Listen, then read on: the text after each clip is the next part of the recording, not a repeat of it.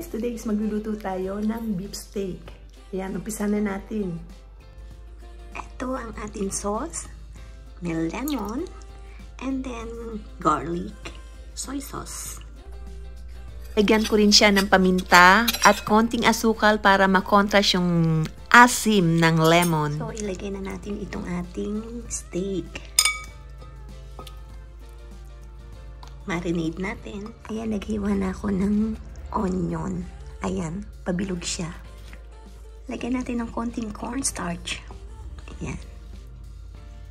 Para medyo lumapot yung sauce niya. Lagyan natin ng pepper. So, ayan na. Na-prepare na natin ang ating meat. Ayan, siguraduhin lang natin malagyan ng sauce ang lahat ng meat para malasa. Halu-haluin lang para ma-marinate ng husto yung buong meat. Okay, I think nag-sit in na yung sauce natin sa ating meat. So, iluto na natin.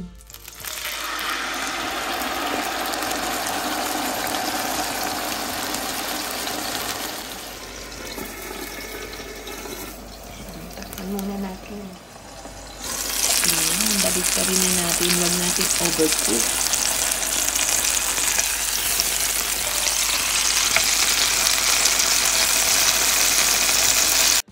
Ilagay na natin itong sauce.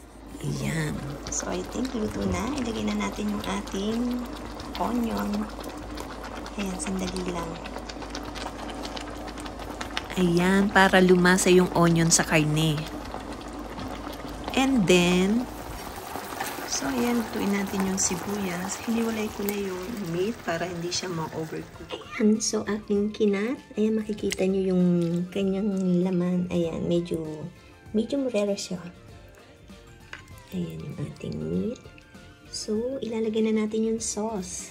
Ilalagay natin yung sauce.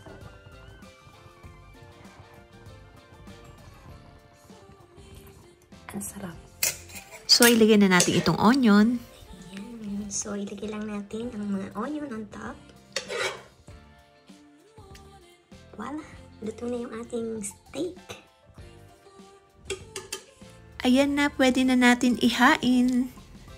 Looks so yummy.